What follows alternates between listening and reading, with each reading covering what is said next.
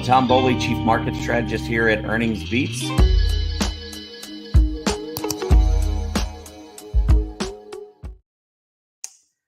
Hey, good morning, everybody, and welcome to this Tuesday, March 12th, 2024 edition of Trading Places Live at earningsbeats.com.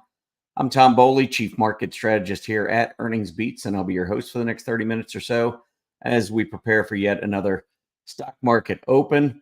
It's been kind of an interesting last month or so. We'll talk a little bit about that later in the show, but if you've been watching the rotation, we've seen money rotating away from some of the more aggressive areas into the defensive areas. And then this morning, we had the CPI report come out for the month of February.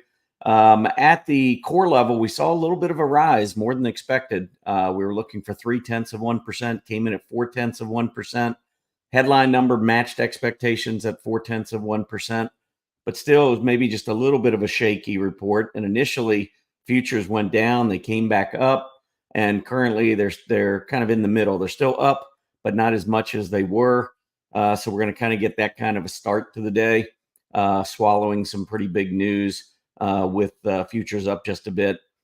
Tonight at or after the close, this is a big night for Earnings Beats members. We talk about Max Payne options expire this Friday. So all of your March options, of course, every month, monthly options expire the third Friday of every month. This Friday will be our third Friday in March. And so the Tuesday before the third Friday, we have an event. It's for members only. If you'd like to join, you can go in and join as a 30-day trial member. We'd love to have you later today. But essentially what we're looking at is whether or not there is incentive for market makers to drive prices lower between now and Friday, perhaps even into the early part of next week. If you know anything about history, you know that the stock market historically does not perform well once you get past the beginning, or the middle part of the month. You get to around the 17th, 18th. That's when things start to change, just depending a little bit on when options expiration falls. It can fall anywhere from the 15th to the 21st of the month. So if Friday falls on the 1st of the month, the third Friday will be the 15th. If the first Friday falls on the 7th of the month, then that option expiration will be on the third Friday, which would be the 21st. So it can fall anywhere from the 15th to the 21st. This week, it falls on the 15th because we open the month with a Friday. So this is as early as it gets. So it's a little bit unusual to see things fall as early as they could this month. But that's something we're going to talk about.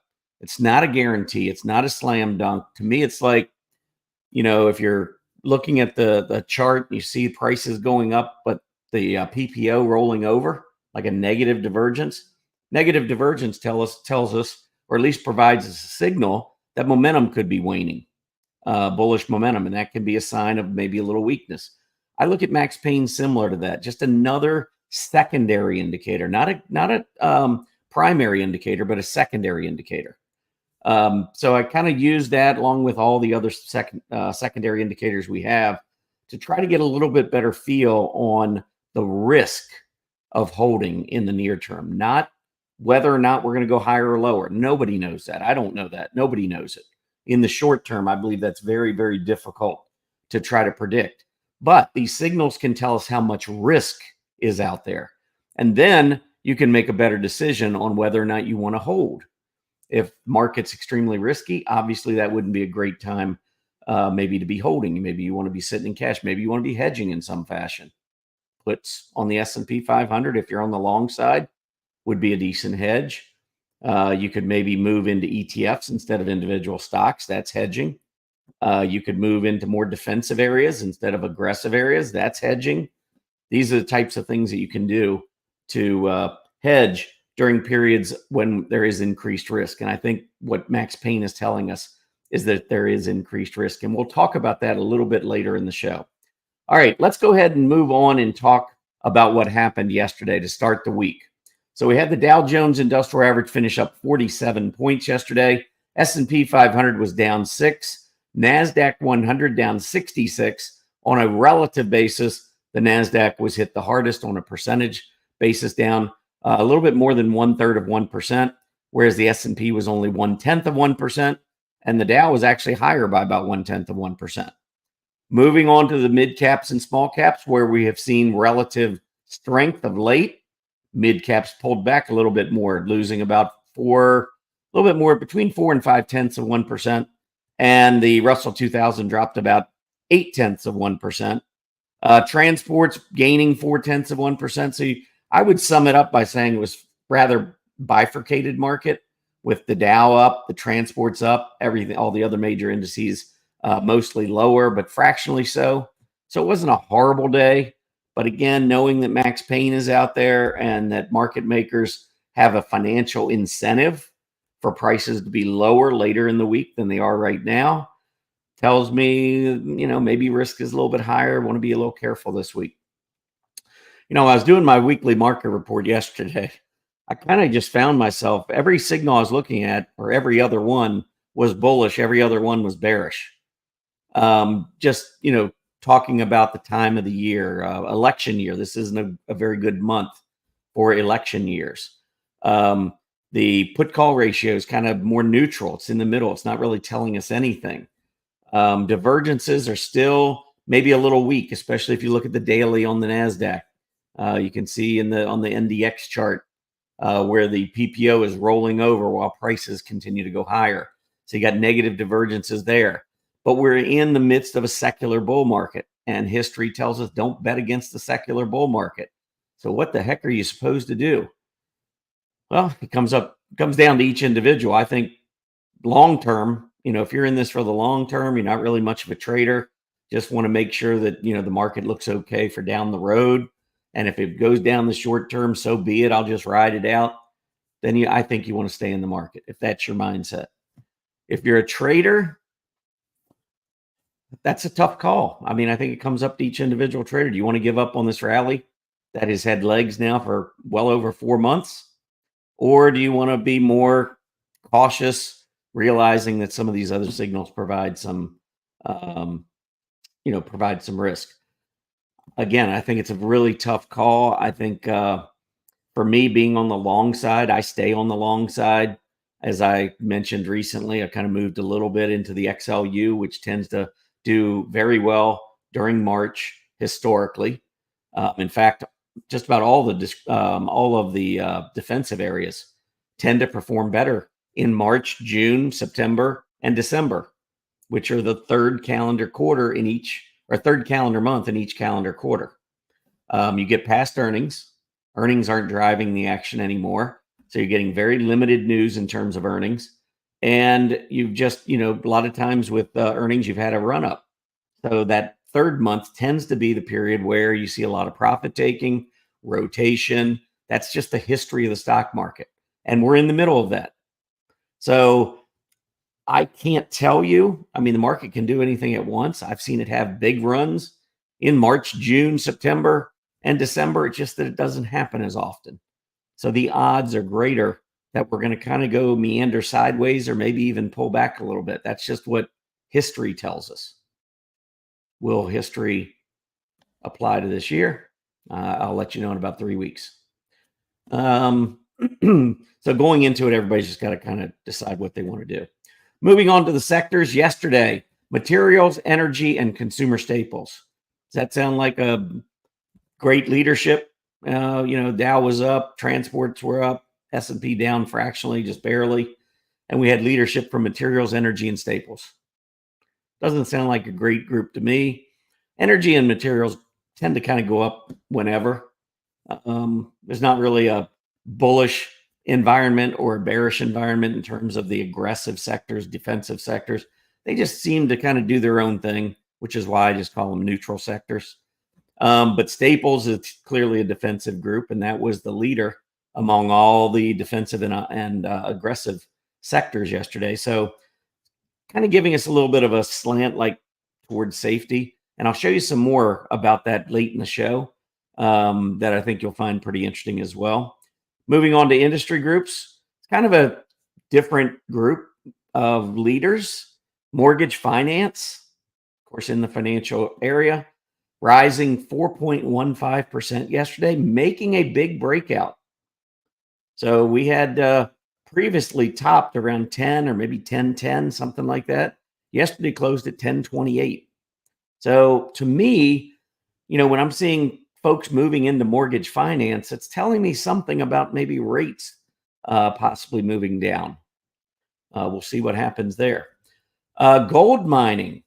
You hear me talk all the time. I'm not a fan of gold, not a fan of gold, not a fan of gold. Well, it's going to go up sometimes. And it is in a nice rally right now, no doubt about it. Coming off the low. Of course, there weren't too many things in this market that were at a 6-month low about 2 weeks ago. Gold mining, they were among those, the very few that had been performing horribly. So you're going to get bounces from time to time. I think we're in one. Do I think this is the time to jump in with both feet into gold mining stocks? Personally, no. I'm going to give that a 0.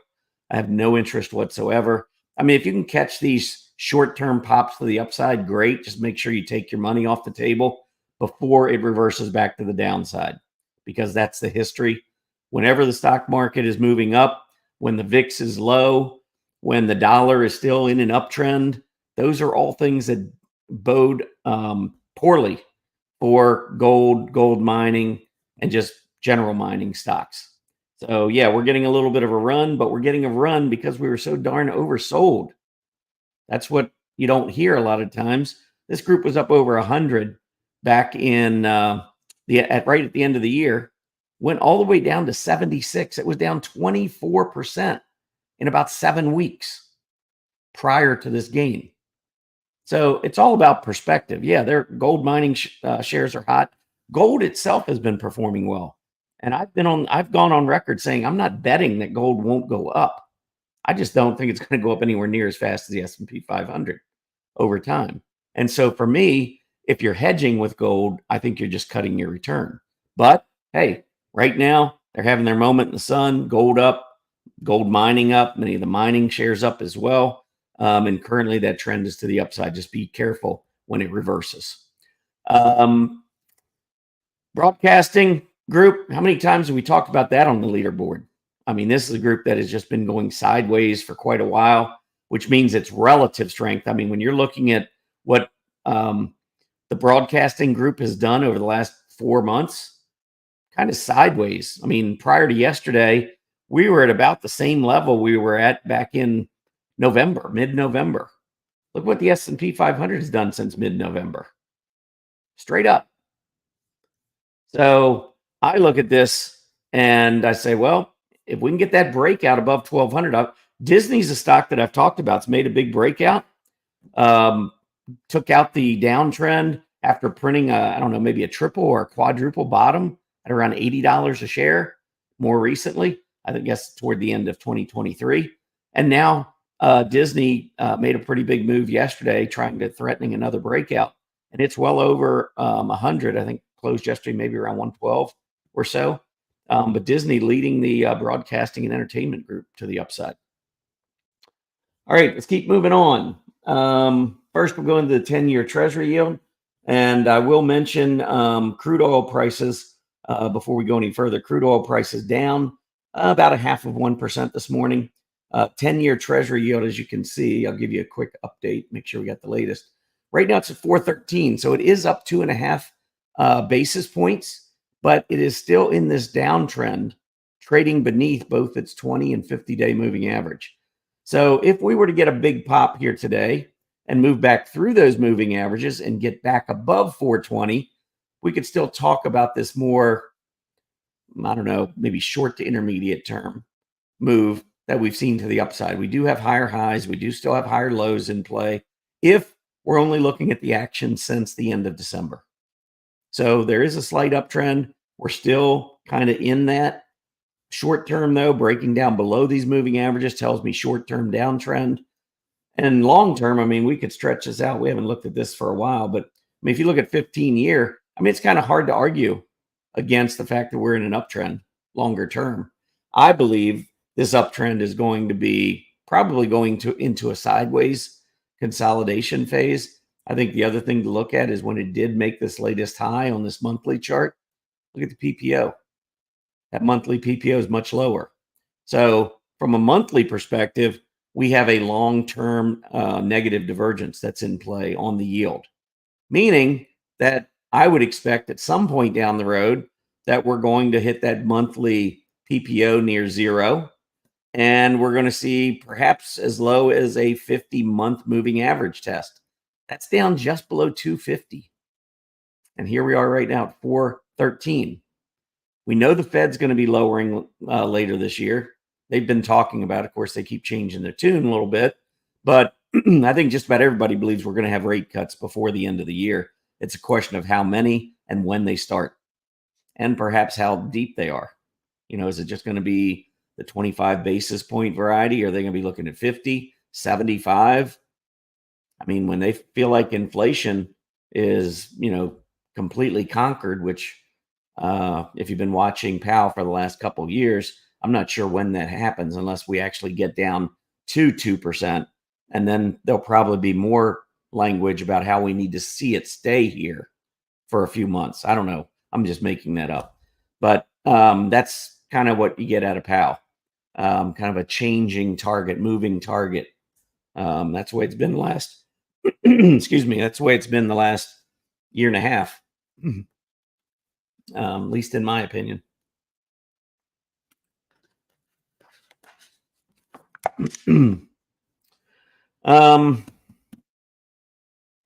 So anyway, I think longer term we're going to see it move down. I don't know if we get down to 2.5, but I do think 3.25 is certainly possible. If you look back, we had double tops around 3.25. That going back over the last decade, 2014, and then again in 2018. When we broke out above that and came back down, where did we come back down to? 3.25.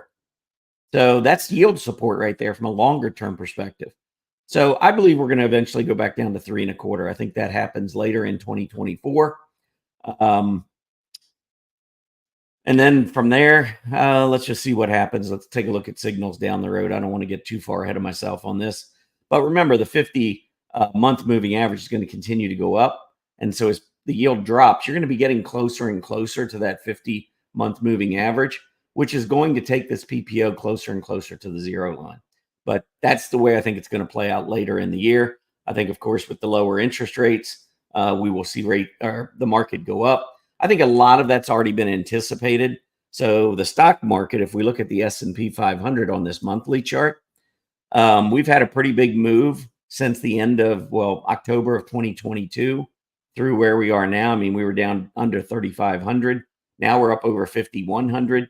That's 1,600 points, which is getting close to 50%, maybe just a little less than 50% move in about a year and a half. Now, if you know anything about the long term, the stock market, it averages going up about 9% a year. So when you get these kind of moves to the upside, you need to start lowering your bar of expectations on this continuing move to the upside. A year from now, we could be up another 10 or 15%, maybe a little bit more. But I think we're running out of 30% moves in a year. Maybe we have one more. I don't know. But we'll see where we go. But I do think prices go higher. And I think as rates come down, that's just another catalyst to help the valuations continue to move to the upside. All right, S&P 500 keeps moving up. That PPO continues to be a little bit of a problem. Now, this is on the daily chart, but if you remember the weekly chart, going back to the end of 2021 and heading into 2022, this was one of the charts I pointed to. I mean, I had a lot of secondary indicators telling me that we were going to have a rough 2022. This was one of them. Just kept moving higher throughout the second half of 2021. And look at that weekly PPO dropping, just consistently dropping every time we go higher. So it just looked like it was a labored move to the upside. If we ignored everything else and you only looked at weekly divergences, you'd say, yeah, there's a pretty good risk the market's going to come down. So that's what we were looking at then. Now, if you look at that, that's the weekly. But look at what we've been doing on the daily. Doesn't it look very similar to that weekly? Where it just seems like we just keep going lower and lower. And I wouldn't be looking here back to here. I think that's, way too, I think they're spread too far apart. But look where we just topped and look to the recent tops. We just keep that momentum keeps dropping, which is telling us that the long-term moving average and the short-term moving average are squeezing. That's what it tells us. So eventually, I believe we're going to get a 50-week moving average test, which in this case right now is a little above 4,900. That would be 200 points from where we closed yesterday, 4% or so, and we're already down maybe close to 1.5% from where we were. So that would take us down about 5.5%. If we were to go down there, that would not be a bad thing. Bears would be rejoicing. They would think that this is Armageddon or Great Depression 2.0. Call it what you want. Bears would be excited. But I think from a bullish perspective, it would just be a nice natural pullback. We haven't had a 50-week test since going all the way back down to the breakout above the 50 in early November, first week or two of November.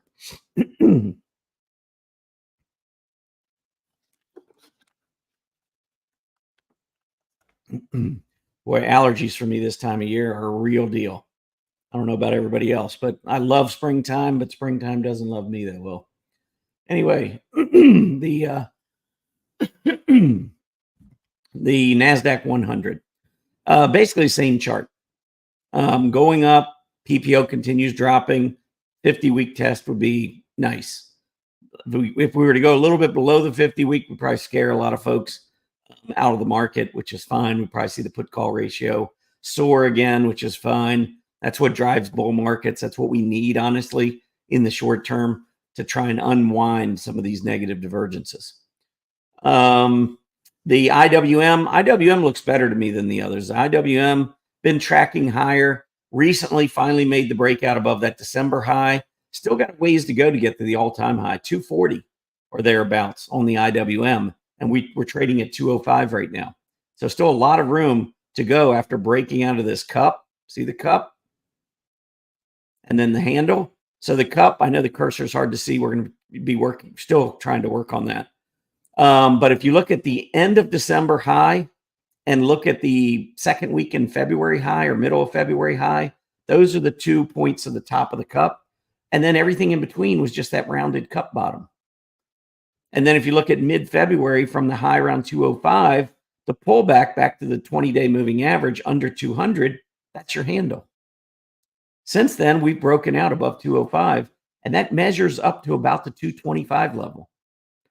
So I'm expecting still good things here. And the PPO, this is one where I would not go back to here and look. I'm not looking at this as a negative divergence. I'm looking at this as a center line test. All momentum is gone, and now we're starting over, and the PPO is rising. So I'm seeing subtle bullish momentum building in the IWM. Now, after having a lot of hollow candles, you can see the last week and a half, we've had more filled candles or flat.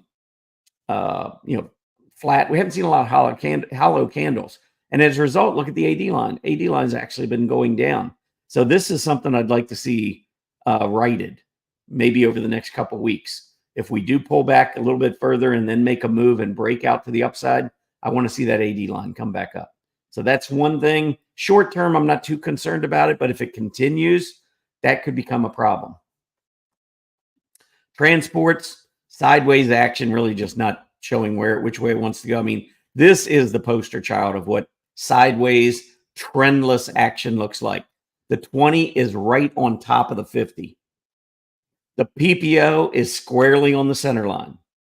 And price action is sitting right in the middle of everything. This is just showing us absolutely nothing right now. All right, chart of the day. Want to mention monthly options max pain. Mentioned at the beginning of the show. We'll have an event later today at 5 p.m. Eastern. Love to have you join us. It's members only, but you can sign up for 30-day trial. 30-day trial members are welcome as well as paying members. So sign up for your 30-day trial and make sure you benefit from tonight's max pain session. We'll be talking about how low this market could go if market makers decide to take control of the action. If we start losing volume, gives them a little bit more opportunity to manipulate prices. Don't be surprised. I'm not going to be surprised if we see a couple of gap downs out of nowhere over the next, 5-7 days. Wouldn't shock me. Today's chart of the day. And if you want to get the chart of the day, by the way, at our website, just scroll down right here, name, email address, and hit that subscribe button. That'll subscribe you to our free Earnings Beats Digest newsletter. No credit card required. You can unsubscribe at any time.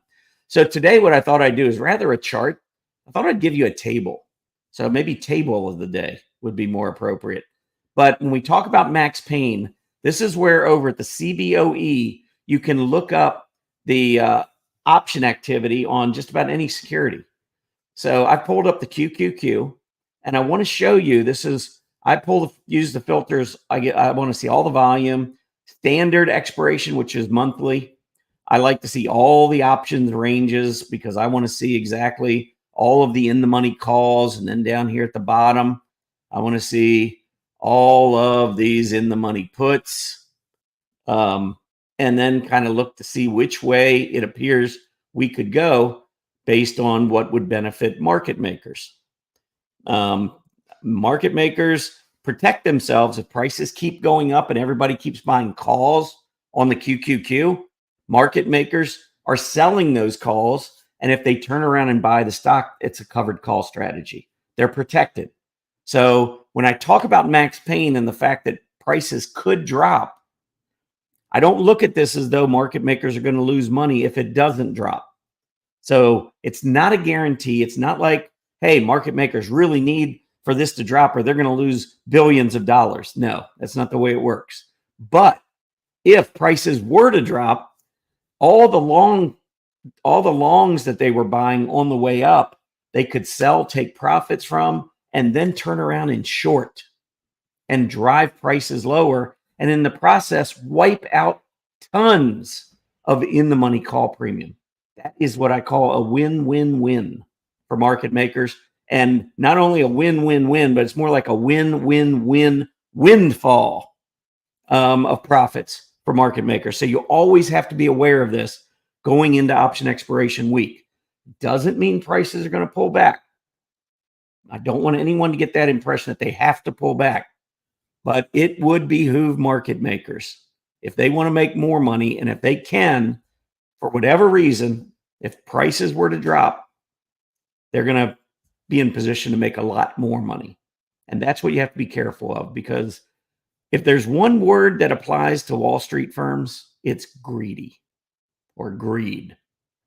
They have a chance to make a buck. Like I've always said, they'd sell a relative for a buck.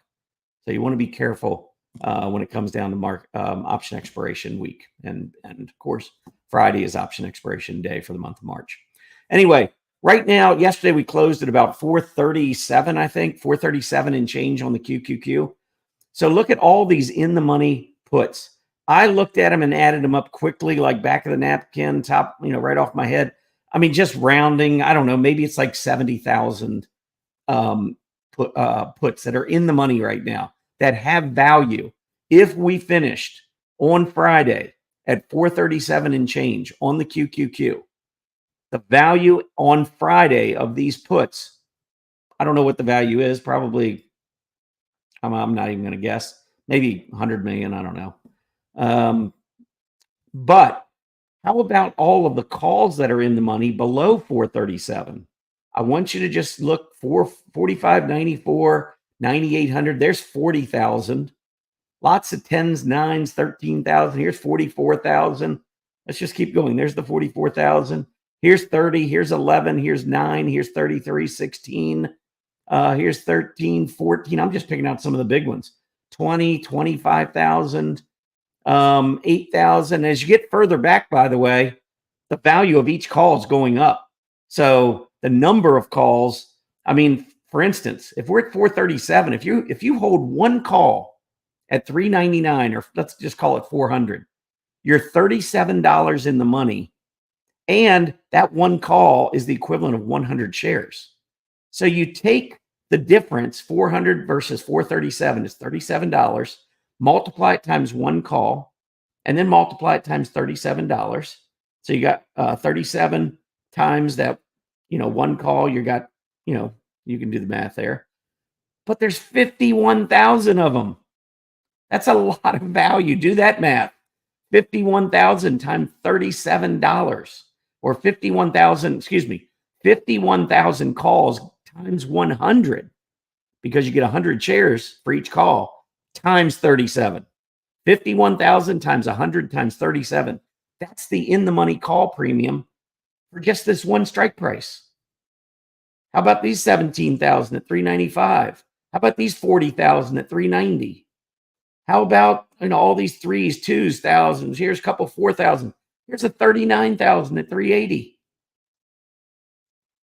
I mean, it just 5,000, 8,000, 18,000 at 365, 8,000, almost 9,000 at 360. 4,200 here at 350. That's $77 or $87 ago. 7,000, 100 points ago. We're talking about tremendous in the money call premium. Got to be careful going into option expiration day. We'll talk about that and some individual stocks that could be in trouble if the market starts to pull back. We'll do that later tonight. All right, so sector summary. Market just opened. I'm going to try and get through this very quickly. But this is what I was talking about, rotation. Are we really strengthening, or are we losing momentum? Look at this. Yesterday, materials, energy, consumer staples leading, as I pointed out at the beginning of the show. Right behind, utilities, financials, healthcare. These are all value stocks. Communication services, technology, consumer discretionary, and industrials, 4 of the bottom 5 are your aggressive stocks. That's yesterday. How about the last week? Energy leads, utilities. You can change this right here with the period, 1 week. Energy, utilities, materials, staples, financials. Again, top 5, value. This is for the last week. Bottom, technologies last, consumer discretionary second last. And there's pretty big distance between those two and everybody else. So those two sectors not looking good over the last week. How about the last month? Before I show you, let's, hold on. Let me go back to the S&P 500. And let's look at the daily. So 1 month ago was February 12th. Today's March 12th. We were at, 5,030. Let's call it something like that. Here we are closing yesterday, 51.17. So we've gone up 80 points. What's that? 1.5, 1.6%. And while we've done that over the last month, if I pull up all of our sectors relative to the S&P 500, or excuse me, all of our industry groups relative to the S&P 500, you can see that, what groups have led over the last month, while the S&P 500 has gone up a little bit. You do have semiconductors in there. That's a bullish signal, no doubt. But outside of that, we got materials. This is paper. This is aluminum. But I'm just looking here how I number these. I have I number each sector, and then I tell you what that sector is. XLB, XLB, XLB, XLB, XLB. And then you've got industrials, you got financials, consumer staples, energy. Do you see how the money is rotating more to value over the last month? If we flip this, now look, discretionary, technology, discretionary, communication services, then an energy, then technology, discretionary, real estate, discretionary, industrials. You see how a lot of the aggressive groups are among the bottom? It's rotation. The good news is the stock market is still up. So if this rotation occurs and we can keep the S&P 500 still in the uptrend, that's awesome. But if things start to fall, which they could because of this rotation, that's when we need to start looking at those divergences and where we believe we could go to the downside, which I said, for me on the S&P 500, I think 4,900 at this point, maybe just a little above, would be a level I might look for. That would be a couple hundred points from here, maybe 4%. But let's take a look now at the overall market. Oh, I didn't show you the sector summary for the last month. So here's the last month. If we look at the sectors, materials, energy, utilities, financials, real estate, industrials, these are all value oriented. I mean, financials and industrials they have an aggressive tone to them. They're a little bit more aggressive than, say, real estate and utilities, but they're still more value oriented in those two areas. Last month, the worst performers are the three most aggressive groups. So yes, the S&P's gone up, but it's not because of these groups. The Mag 7, outside of maybe the ones in the semiconductor area, that's not what's been leading the market. It's everything else. Where are all my breadth folks? Market's now going up without the Mag 7. Short term, I don't know. We'll see. We still could have this little pullback. I've been saying that for a while, but long term, I think the rotation, the bearish rotation in the short term, but the wider participation in this rally is taking hold. And so I think this is great for the long term. Short term, we'll see. We may have to kind of, withstand maybe a little bit of sideways action, maybe even gasp a little bit of selling. We might. I'm not guaranteeing that, but it's possible. The odds have increased. Let me say that. The odds have increased that we could see a little bit of a pullback, and it is in the month of March, so we'll see. Anyway, let's take a look at what's going on in the market, wrap up today's session. Dow flat, got a little bit of movement to the upside in the Nasdaq. Small caps have fallen back down red. The report, actually, the core CPI number came in a little bit higher than expected. I actually think that this is a pretty decent reaction given that. But whether or not we continue to hold this and stay up, or whether or not, like I said, maybe Max Payne gets a hold of us, starts to take us lower, divergences, time of the year, got a lot to think about. Anyway, I'll be back tomorrow for your next Trading Places Live. Again, I want to remind everybody tonight, Max Payne. So if you want to check that out and you're not a member of Earnings Beats, sign up for a free 30-day trial. You can do so over at earningsbeats.com. Have a great day, everybody. Happy trading.